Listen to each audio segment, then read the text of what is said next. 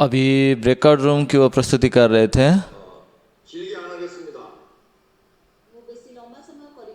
मैं लंबा समय नहीं लूँगा और मैं बहुत कम समय में बताऊँगा।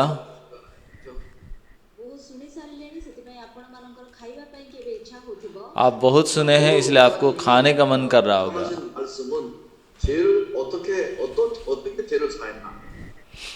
आज जो पास्टर प्रचार किए, पास्टर कहे कि आप कैसे अपने पापों से क्षमा पाएंगे।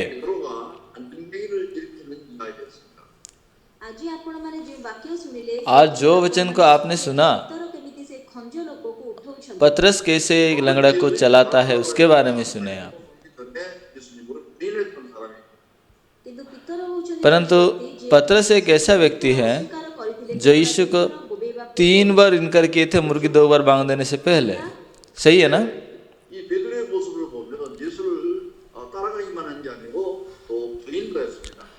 और इस पतरस को अगर देखेंगे, वो सिर्फ यीशु को अनुसरण किया था,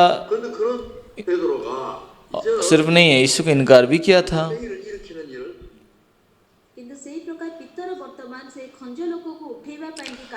और ऐसा पतरस अभी एक लंगड़ा को चलाने का काम कर रहा है।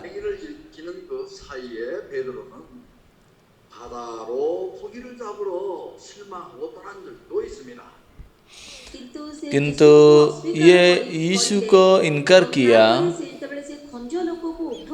उसके बाद जब एक लंगड़ा को चला भी रहा है तो उसके बीच में एक बार अंधकार होकर समुद्र के पास लौट भी गया था।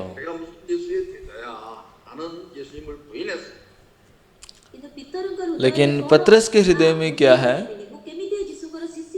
मैं तो यीशु को इनकार किया हूँ, कैसे मैं यीशु का चेला हो सकता हूँ, ऐसा है।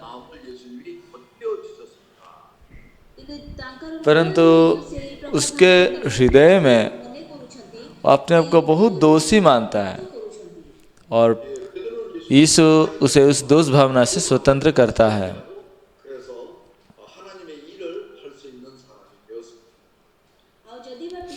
और यद्यपि पतरस यीशु को इनकार किया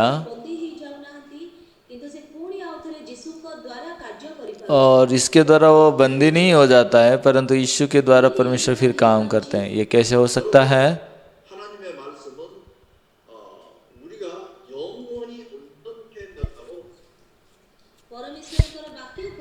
परमेश्वर का वचन कहता है कि हम सर्वदा के लिए सिद्ध कर दिए गए हैं और हमारा कितना पाप कब तक हमारा क्षमा हुआ है।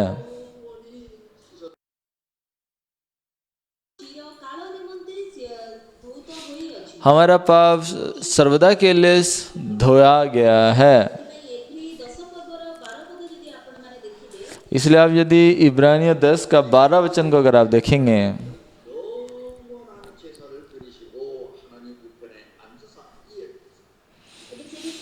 तो वहाँ पे क्या लिखा हुआ है ना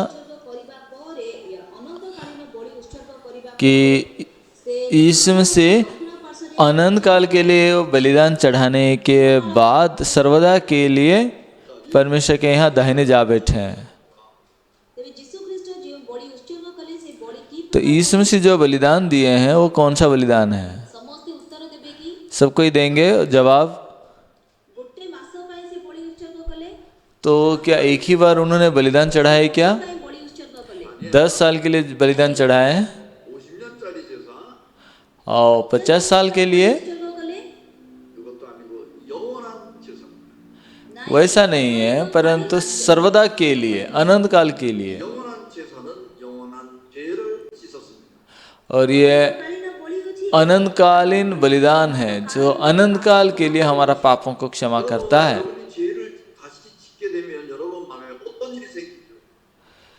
इसलिए आप यदि आप पाप करते हैं तो आपका हृदय में कैसा हृदय उत्पन्न होता है?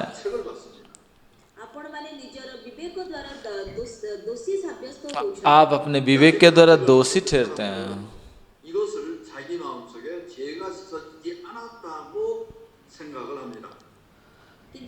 और लोग अपने विवेक के द्वारा जब अपने आप को दोषी मानते हैं, तब जाके उनको ऐसा सोचते हैं कि हमारा पाप धोया नहीं गया है।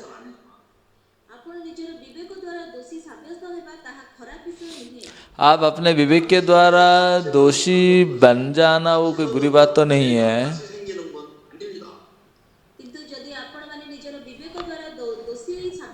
परंतु अपने विवेक के द्वारा आप अगर दोषी ठहराए जाते हैं, इसका मतलब ये नहीं कि आपका पाप जो धोया गया था वो फिर से दिलाया जा रहा है।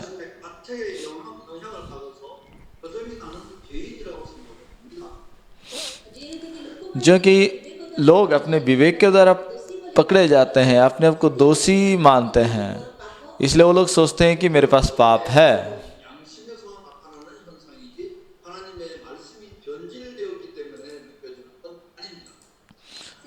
और उस प्रकार यदि आपके हृदय में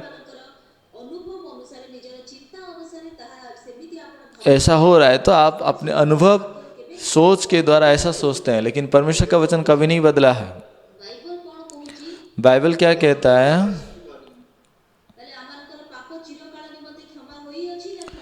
तो हमारा पाप सर्वदा के लिए क्षमा हो चुका है या नहीं है?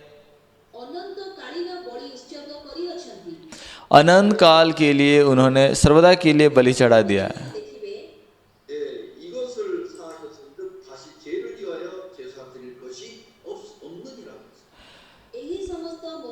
फिर 18 वचन में जब देखते हैं तो और जब इनकी क्षमा हो गई तो फिर पाप का बलिदान नहीं रहा।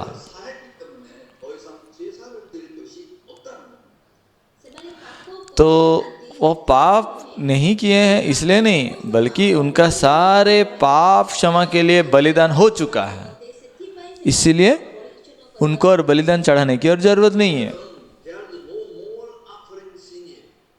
यहाँ पे लिखा है कि पाप का बलिदान और नहीं रहा, तो फिर पाप का बलिदान नहीं रहा, क्योंकि यीशु मसीह जो है अंतिम बलिदान रहे।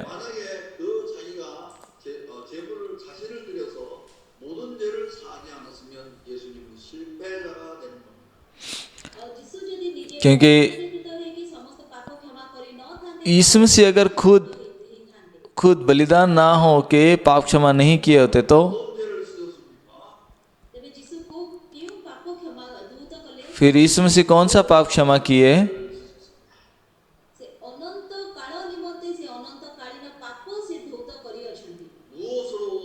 तो अनंतकालीन बलिदान से अनंत काल तक पाप बलिदान दिए।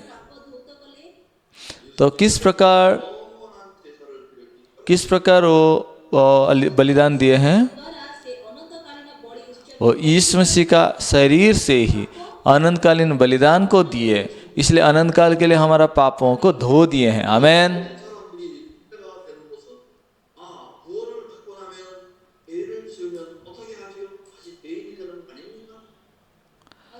और साधारण तौर पे लोग क्या पूछते हैं, हम यदि उद्धार पाने के बाद फिर से पाप करते तो क्या होगा, फिर हम पापी होते हैं कि नहीं?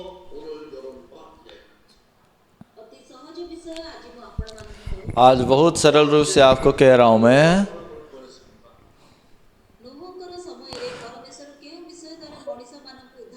नूह के समय में परमेश्वर किन बातों से मनुष्य का उद्धार किए? और उत्पत्ति 6 वचन में प्रभु क्या देख रहे हैं? तो वहाँ एक जहाज है,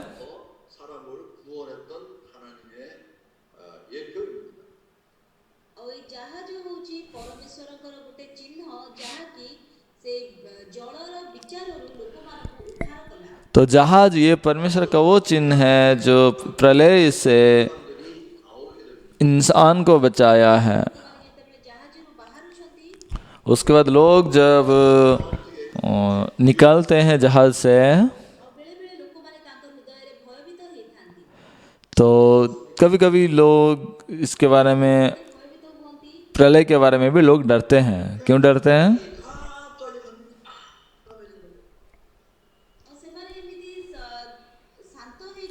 वो शांति में होंगे, परंतु अचानक उनको लगेगा कि कुछ होने वाला है,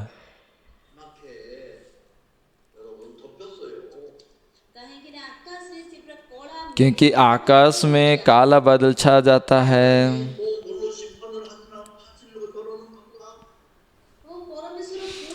और उसके बाद वो लोग डरते हैं कि हाँ परमेश्वर फिर से न्याय करेगा ना क्या हमारा।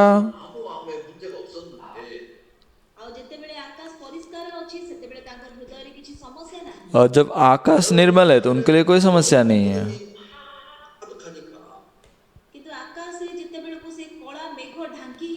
और आकाश से जब काला बादल छा जाता है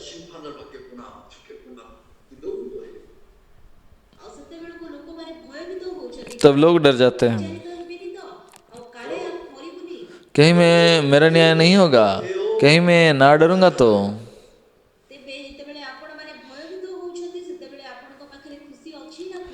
और जब आप डरते हैं तब आपके हृदय में कोई खुशी है कि नहीं है? नहीं, उस समय तो बहुत डर लगता है।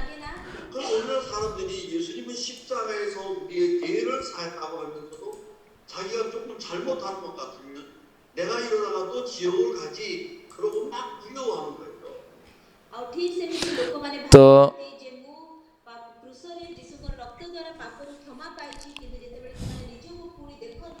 उसी प्रकार लोग भी ऐसा सोचते हैं कि यीशु मसीह के द्वारा हमारे सारे पाप क्षमा हुआ है, परंतु जब अपने आप को फिर से देखते हैं पाप करते हुए, फिर वो बोलते हैं कि नहीं मेरे पास पाप है।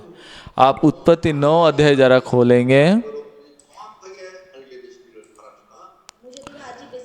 मैं यद्यपि आज ज़्यादा नहीं बोलूँगा, लेकिन कम समय में सटीक रूप से मैं बताऊँगा।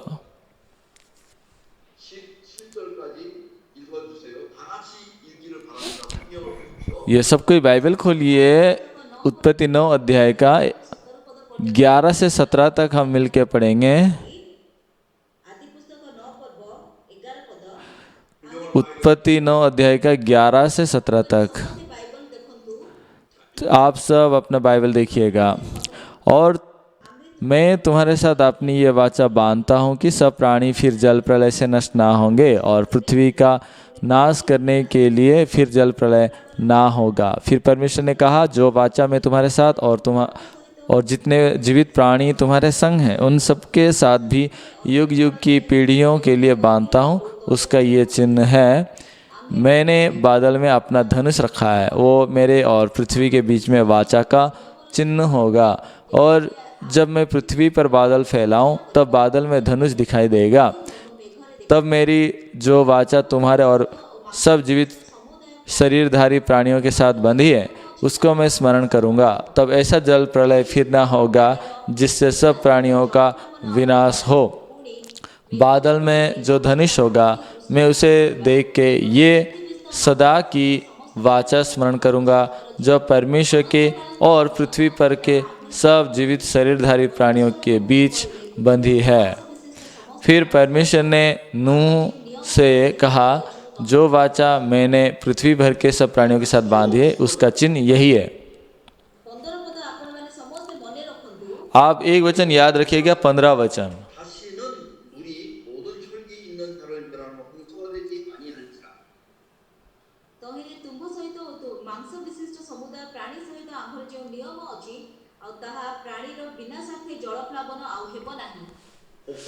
तो यहाँ पे लिखा है कि सब जीवित शरीरधारी प्राणियों के साथ जो बंधी है उस वाचा को स्मरण करूंगा, तब ऐसा जल प्रलय से ना होगा जिससे सब प्राणियों का विनाश हो। मतलब एक बात याद रखिए, अगर सब कुछ समझ में नहीं आता भी तो फिर से विनाश ना होगा। यानी कि प्रलय के द्वारा परमेश्वर कभी फिर विनाश नहीं करेंगे सबको।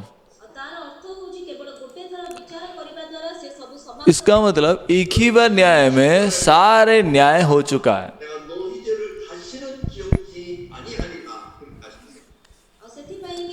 इसलिए यीशु मसीह क्रूसार्पित होते समय वो कहते हैं कि मैं तुम्हारा पापों को फिर कभी स्मरण नहीं करूंगा। आमीन। और नहीं होगा करके लिखा है। तो किस प्रकार नियम को प्रभु ने दिया है? 생물을 동수로 멸하지 아니할 것이다. ଆଉ ସେଇଠି ସେ କହୁଛନ୍ତି और वहाँ पे प्रभु कह रहे हैं 사실은 모든 생물을 동수로 멸하지 아니할 것이다. ସମସ୍ତ ପ୍ରାଣୀ ଜଳପ୍ଲାବନ ଦ୍ୱାରା ଆଉ ଉଚ୍ଛିନ୍ନ ହେବେ ନାହିଁ। तो लिखा है कि और सब प्राणियों का विनाश नहीं होगा। 아니하리라. ପୁଣି ପୃଥିବୀକୁ ବିନାଶ କରିବା फिर ଜଳପ୍ଲାବନ ହେବ। ऐसा जल प्रलय फिर ना होगा जिससे सब प्राणियों का विनाश हो। फिर नहीं होगा, फिर विनाश नहीं होगा, फिर नहीं होगा। 그 말은 예수님이 정말 베드로가 예수를 부인했지만 그래서 죄인이 아니라는 것입니다. इसका मतलब ये रहा कि ଯୀଶୁଙ୍କୁ ଯଦି ବା ପିତର यीशु मसीह को भले ही पतरस ने इनकार किया, फिर भी परमेश्वर उसे पापी कहते हैं, नहीं है। 사실이지만 इसका मतलब वो पापी नहीं है। 죄인이라는 것입니다. ଆଉ ଯଦି ବା ତାଙ୍କ ହୃଦୟରେ ସେ और यद्यपि उसके हृदय में डरा हुआ था, इसलिए वो यीशु को इनकार किया, फिर भी वो पापी नहीं है। 그의 마음이 변한 그 하나님의 말씀이 변하지 않았기 때문에 ସବୁଠୁ ଗୁରୁତ୍ୱପୂର୍ଣ୍ଣ सबसे महत्वपूर्ण बात यह है कि पतरस का हृदय बदल सकता है, लेकिन यीशु का वचन कभी नहीं बदलेगा। 할렐루야. हालेलुया। 예, 예수는 죄 안 짓고 의롭고 우리는 죄 졌어도 어렵고 ଯୀଶୁ ପାପ ନ କରିକି और यीशु मसीह पाप नहीं करके वो धर्मी है, लेकिन हम पाप करके भी धर्मी बने हैं। हालेलुया, 할렐루야. हालेलुया। 예, 그래서 하나님이 그런 언약, 하나님이 그런 우리가 결심한 것이 아니고 하나님의 언약입니다. ଆଉ ସେଥିପାଇଁ तो ଆମମାନଙ୍କର इसलिए हमारे सारे पाप क्षमा हुए। ଉନ୍ନତି ନୁହେଁ କିନ୍ତୁ ସେଇଟା ହଉଛି ପରମେଶ୍ୱର ये हमारा निर्णय नहीं है, ये परमेश्वर का दया है। 생각이 안 나타와서 하나님이 에이 그 저놈들 구름 가운데 무지개를 주시겠다는 거예요. ଆଉ କାଳେ ଯୀଶୁଙ୍କର ଯେଉଁ ଶବ୍ଦ कहीं ସେ ଶବ୍ଦ ऐसा ना हो कि ଦେଖିବେନି ସେଥିପାଇଁ यीशु मसीह का प्रतिज्ञा को लोग भूल जाएंगे, ସେ ମେଘ ମଧ୍ୟରେ ମୁଁ ଗୋଟେ इसीलिए मनुष्य लोगों परमेश्वर का वो प्रतिज्ञा को भूल ना जाए, बल्कि प्रभु ने एक बादल में एक धनुष रखा है। 여러분들 많이 맑을 때 인도로 더누아 아시겠니? ଆଉ ଯେତେବେଳକୁ ଆକାଶ ପୁରା ପରିଷ୍କାର ଅଛି ସେତେବେଳେ ଇନ୍ଦ୍ରଧନୁ ଦେଖାଯିବ। जब आसमान साफ है तो वो बादल में धनुष दिखेगा क्या? ଦେଖିପାରିବେ 아유가 구름이 가득가득 어두울 때 말이에요. ଆଉ ଯେତେବେଳେ ପୁରା ମେଘ ଅନ୍ଧାର ହେଇଯାଏ जब बादल पूरा काला हो जाता है। କାହିଁକି ସେମିତି ହଉଛି? 우리에게 종대가 क्यों ऐसा होता है? 두려워질 때 ଆଉ ଯେତେବେଳକୁ ଆମେମାନେ ଭୟଭୀତ ହଉଛୁ ଏବଂ ଆମେମାନେ ଯେତେବେଳକୁ କି तो हम जब डरते हैं, ଅନ୍ଧକାର ହେଇଯାଉ हमारा मन जब अंधकार होता है, 시아시바서로이네. 그래가지고 소명이 무지개처럼 तब हमारा हृदय अंधकार और दोष भावना में गिरने के कारण ऐसा होता है। परंतु ଆଉ ସେତେବେଳକୁ ପରମେଶ୍ୱରଙ୍କର ଏ ଯେଉଁ ଶପଥ ଅଛି ସେ परमेश्वर का ये प्रतिज्ञा ଆସିକି ଆମମାନଙ୍କୁ ପରମେଶ୍ୱରଙ୍କର ସେଇ ଶପଥ ବିଷୟରେ ସେ ସ୍ମରଣ କରେଇବ। तो परमेश्वर का प्रतिज्ञा जो है, ये बादल में जो धनुष दिखाई देता है, वो हमें स्मरण दिलाता है। 두 번 물어가지고 베드로가 예수님의 말씀을 기억하게 했습니다. ଆଉ ସେଥିପାଇଁ କି और इसलिए ଆମମାନଙ୍କୁ ସେ ପରମେଶ୍ୱରଙ୍କର ଯେଉଁ परमेश्वर ଅଛି ସେ ପରମେଶ୍ୱର हमें अपना प्रतिज्ञा को स्मरण कराते हैं। ବୁଝିପାରିଲେ? आप समझ पा रहे हैं? 우리가 언약을 줬어도 기억을 못할까봐 이 무지개를 줘가지고 그걸 기억하겠다는 것입니다. ଆଉ ଯେହେତୁ କି ଆମେମାନେ କାଳେ ପରମେଶ୍ୱରଙ୍କର ସେଇ ପ୍ରତିଜ୍ଞାକୁ ଭୁଲିଯିବା और क्योंकि हम ପରମେଶ୍ୱର ଆମ शायद परमेश्वर का वाचा को भूल जाएंगे, ସେଇ ପ୍ରତିଜ୍ଞାକୁ ସ୍ମରଣ କରାଉଛି। इसलिए परमेश्वर अपना दिए हुए प्रतिज्ञा को हमें याद दिलाते हैं। 무지개로 줬습니다. ପରମେଶ୍ୱର ଜାହାଜ ଦେଲେ ଏବଂ ସେ ଇନ୍ଦ୍ରଧନୁ ମଧ୍ୟ ଦେଇଅଛନ୍ତି। परमेश्वर जिसने जहाज को दिया, वो बादल में धनुष को भी दिया।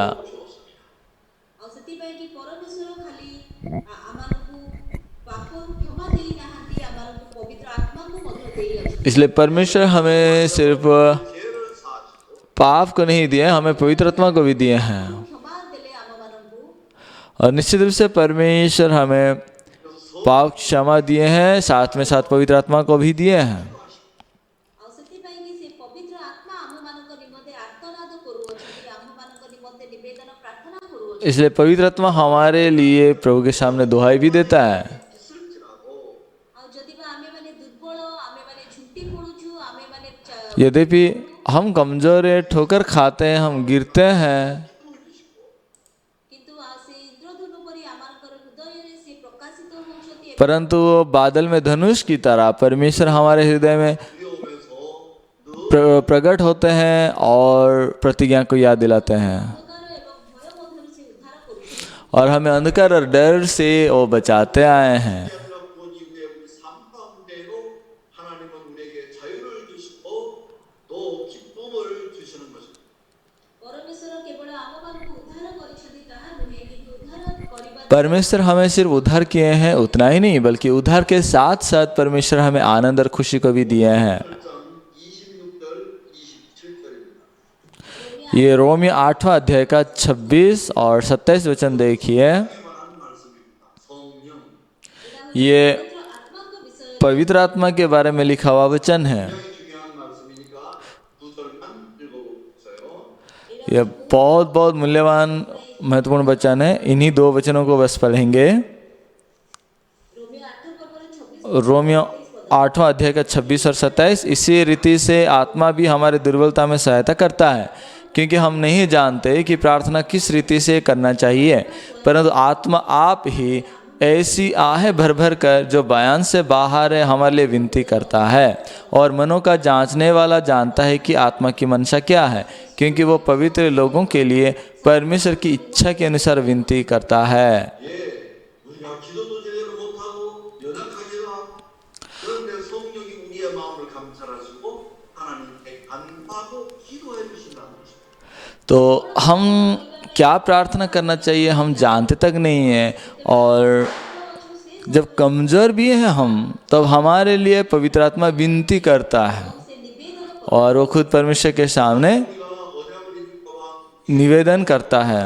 기억하게 하실 것처럼 ଆଉ ଠିକ୍ ଯେମିତି ଆମେମାନେ ପରମେଶ୍ୱରଙ୍କର ସେହି जैसा कि हम परमेश्वर का प्रतिज्ञा को भूल भी सकते हैं, इसीलिए କରିବା ପାଇଁ ଇନ୍ଦ୍ରଧନୁ ଦେଲେ परमेश्वर हमें अपनी वाचा को स्मरण कराने के लिए बादल में धनुष को दिए हैं। आप समझ पा रहे हैं ना? 이렇게 성령이 우리를 위하여 일하신다는 겁니다. ଏ ପ୍ରକାର ଭାବରେ ପବିତ୍ର तो ଆତ୍ମାମାନଙ୍କ ନିମନ୍ତେ କାର୍ଯ୍ୟ କରୁଛି। इस प्रकार पवित्र आत्मा हमारे लिए काम करते हैं। 그렇습니까? ଆଉ ପରମେଶ୍ୱର ସତରେ ଏହି ପ୍ରକାର ଶପଥ କରିଅଛନ୍ତି। परमेश्वर सच में ऐसा वादा 성이 23장을 को दिए हैं। ବର୍ଣ୍ଣନା ପୁସ୍ତକ 23 ପର୍ବ ଆପଣମାନେ ଖୋଲନ୍ତୁ। और गिनती 23 अध्याय को आप जरा देखिएगा। ଆମମାନେ କେବଳ ସ୍ପଷ୍ଟ ଭାବରେ ବାକ୍ୟ ଦେଖିବା। हम सिर्फ स्पष्ट रूप से एक वचन को देखेंगे। ଗଣନା ପୁସ୍ତକ 23 ପର୍ବ गिनती 23 अध्याय 21 ପଦ उसका 21 वचन। 여호와는 야곱의 허물을 보지 아니하시며 이스라엘의 패역을 보지 아니하시는도다.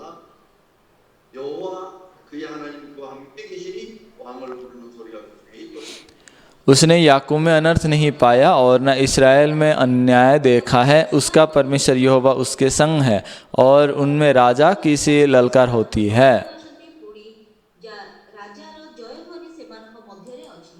야곱의 허물과 패역을 보지 않겠다고 약속했습니다. तो यहाँ पे परमेश्वर ने वादा किए हैं कि वो इसराइल में अन्याय नहीं देखा, 23 ପଦ याकूब में अनर्थ नहीं पाया। फिर 23 वचन, 복술이 없도다. निश्चय कोई मंत्र याकूब पर नहीं चल सकता और इसराइल पर भावी कहना कोई अर्थ नहीं रखता। आप समझ पा रहे हैं? 하나님은 우리가 손이 몇 갠지 다리 몇 갠지를 다 아신다고 했습니다. तो यहाँ पे परमेश्वर हमारे हृदय में सब कुछ 구원을 받았지만 जानते हैं करके लिखा है। 우리가 실수도 잘할 수가 있지만 ଆମେମାନେ ପରିତାଣ ପାଇସାରିଲା ପରେ ମଧ୍ୟ ଅନେକ हम उधार पाने के बाद भी अनेक बार ठोकर खाते हैं, हम गिर जाते हैं और गलती करते भी हैं। 어떤 이야기가 있습니까? ସେଥିପାଇଁ ଲୋକ इसलिए लूका के सुसमाचार 10 अध्याय में क्या लिखा है? 마리아인이 강도를 만난 자를 구원하는 이야기가 나옵니다. लूका 10 अध्याय में एक सामरी व्यक्ति है जो डाकू में घिरा हुआ व्यक्ति का उद्धार करता है। वो कहानी लिखा है। ସେ କୋଉଠୁ ତାକୁ ଉଦ୍ଧାର କରୁଛନ୍ତି? कहाँ से उसका उद्धार किए? उद्धार उसे कहाँ से मिले? 길. वो रास्ता। 그럼 길에서 구원해가지고 거기다가 두고 갔어요? ସେ ତାକୁ ରାସ୍ତାରେ फिर ଉଦ୍ଧାର କରି उसी मार्ग में उसको उद्धार करने के बाद और रास्ते में छोड़ दिए क्या? 바꿔보지요. ନାଇଁ ତାକୁ ଯଦି ସେଠି ଛାଡ଼ିଦେବେ ତାହେଲେ ପୁଣି ଆଉ ଥରେ ଡକାୟତ ମାନେ ଆସିବେ। नहीं, वहां अगर उसे छोड़ देता तो डाकुओं ने आकर फिर उसे मारते। ସେଥିପାଇଁକି ସେ ତାଙ୍କୁ ନେଇଯାଉଛନ୍ତି ଏବଂ ପାନ୍ଥଶାଳାରେ ତାଙ୍କୁ ସେଠି ସମର୍ପଣ କରୁଛନ୍ତି। इसलिए सामरी व्यक्ति उसको उठा के लेकर सराय के मालिक के यहाँ दे देता है। 놀림을 받고 자기를 돌보는 ଆଉ ସେଇଠି ଜଣେ ପାନ୍ଥଶାଳାର ମାଲିକ ଅଛନ୍ତି। और वहाँ सराय का एक मालिक है जो उसका सेवा टहल कर सके। 근데 이 강도만한 자를 구원했던 사마리아인은 이상한 얘기를 합니다. ଆଉ ସେତେବେଳକୁ ଯେଉଁ ଡକାୟତମାନଙ୍କ ହାବୁଡ଼ରେ ପଡ଼ିଥିବା ବ୍ୟକ୍ତି ଅଛନ୍ତି ତାଙ୍କୁ ସେ ସେଇ ସମ୍ମିଳନୀର ପଥିକ ପାନ୍ଥଶାଳାର ମାଲିକଙ୍କ ହସ୍ତରେ ସମର୍ପଣ जो डाकुओं में घिरा हुआ व्यक्ति को लेके जब सराय के मालिक के हाथ में दे देता है तो एक आश्चर्य बात कह रहा है। क्या है? 2 दिनार उसको देते हैं 내가 다시 올 때 갚겠다. और कहते हैं कि मैं लौटने पर बाकी ବିଶ୍ୱାସ କର ଯଦି ଅଧିକ खर्चा होगा तो मैं उसे भर दूंगा। ଫେରି ଆସିବା ସମୟରେ ତାହା ପରିଶୋଧ କରିବି। 그러면 이 주인은 이 사람의 부비가 더 들어갈 거를 알고 있어요. ତାର ଅର୍ଥ ହେଉଛି इसका मतलब ये है ଉତ୍ତମ ସମ୍ମିଳନୀର ଅଛନ୍ତି ସେ कि ଜାଣିଛନ୍ତି ତାଙ୍କ ପାଇଁକି ଅଧିକ ଖର୍ଚ୍ଚ ହେବ ये उत्तम सामरी को मालूम है कि इसके लिए और कुछ खर्चा लगेगा, ଏବଂ ତାହା ମଧ୍ୟ ସେ ପୁଣି ଆସିଲା ବେଳେ ପରିଶୋଧ କରିବେ ବୋଲି କହୁଛନ୍ତି। उनको भी वो लौटने पर भर देंगे बोल रहे हैं। 하는 가운데 모든 사업과 있어야 되는 모든 문제를 다 해결해 주겠다고 약속을 했어요. ଆଉ ତାର ଅର୍ଥ ହେଉଛି फिर इसका मतलब ये है ଦରମରା ଅବସ୍ଥାରୁ ଉଦ୍ଧାର କଲେ ତାହା ନୁହେଁ, उनको वो ସମସ୍ତ ବିଷୟ ସେ अधमरा स्थिति से उद्धार के उतना ही नहीं ତାହା ମଧ୍ୟ ସେ ପ୍ରସ୍ତୁତ କରିଦେଇ बल्कि वो उद्धार पाने के बाद कैसे जिएंगे उन सारे बातों को भी वो प्रस्तुत कर दिए हैं। ସେଥିପାଇଁ ଯଦି ପ୍ରଥମ ଜୀବନ ଆପଣମାନେ ପଢ଼ିବେ इसलिए पहला यूहन्ना जब आप पढ़ते हैं ଆଉ ସେଥିପାଇଁ କି ପ୍ରଥମ ଜୀବନର ଏକ ପର୍ବରେ ସେଠି ଉଦ୍ଧାରକର୍ତ୍ତାଙ୍କ ବିଷୟରେ ଲେଖାଯାଇଛି। पहला यूहन्ना 1 अध्याय में उद्धारकर्ता के बारे में लिखा है। ସେ ଯୀଶୁଙ୍କ ବିଷୟରେ ଲେଖାଯାଇଛି ଯିଏକି ଆପଣମାନଙ୍କୁ ଆପଣଙ୍କର ପାପରୁ କ୍ଷମା କରୁଛନ୍ତି। वहाँ उस यीशु के बारे में लिखा है जो आपको सारे पापों से शुद्ध करता है। ତାପରେ 2 ପର୍ବରେ ଯଦି ଆପଣମାନେ ପୁଣି ଭୁଲ କରୁଛନ୍ତି लेकिन दूसरा अध्याय में अगर फिर से अगर आप गलती करते हैं 예수님이 에드보케이터가 되는 이야기. तो दूसरा अध्याय में ये लिखा है कि ପାପକୁ ଯାଇକି ପୁଣି ଆଉଥରେ ନିଜର ପାପ ପାଇଁ ପ୍ରାର୍ଥନା ମାଗୁନାହାନ୍ତି, आप କିନ୍ତୁ ଯୀଶୁ ଆପଣ स्वर्ग को जाके फिर से पाप क्षमा का प्रार्थना मांगते हैं, ऐसा नहीं है। यीशु मसीह आपका एक सहायक है, एडवोकेट है। 길러주는 것도 같이. ଆଉ ଠିକ ଯେମିତିକି ଗୋଟେ ଛୁଆକୁ ଜନ୍ମ ଦେଲା जैसा कि एक बच्चा को ଛୁଆକୁ ପାଳିଥାଏ जन्म देने के बाद माँ उसको पालन पोषण करती है, 책임져 주시는 것입니다. ଆଉ ଠିକ ସେମିତି ଆପଣମାନେ ମଧ୍ୟ ଉଦ୍ଧାର ପାଇସାରିଲା ପରେ ଆପଣଙ୍କର ଜୀବନର ଯାହା କିଛି ବି ଆବଶ୍ୟକ ଅଛି ସେ ସମସ୍ତ ବିଷୟର ଦାୟିତ୍ୱ ଯୀଶୁ ନେବେ। तो उस प्रकार भी आप उद्धार पाने के बाद आपका सारे आवश्यक बातों को यीशु लेता है। 또 죽을 때까지 지을 수밖에 없는 모든 죄도 다 예수님이 용서하신 것입니다. ଆଉ ବର୍ତ୍ତମାନ ପର୍ଯ୍ୟନ୍ତ ଆପଣମାନେ ଯେତିକି ପାପ କରିଛନ୍ତି तो इसलिए आज तक आप जितने पाप किए हैं सिर्फ उतना ही यीशु क्षमा कर देता है, ऐसा नहीं है। ସମସ୍ତ ପାପ ଯୀଶୁ କ୍ଷମା କରିଅଛନ୍ତି। तो आगे को भी सारे पापों को यीशु क्षमा कर देता है।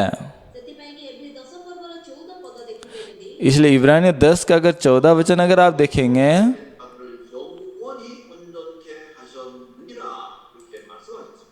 ଆଉ ସେଠି ଲେଖାଯାଇଛି କେବଳ ଏକ ବଳିର ଉତ୍ସର୍ଗ ଦ୍ୱାରା ପବିତ୍ରୀକୃତ ହେଉଥିବା ଲୋକମାନଙ୍କୁ ସେ ଚିରକାଳ ନିମନ୍ତେ ସିଦ୍ଧ କରିଅଛନ୍ତି। तो इब्रानियों 10 का 온전케 하는 14 वचन में क्या लिखा जाता है ना, 어깨가 들어갔어요.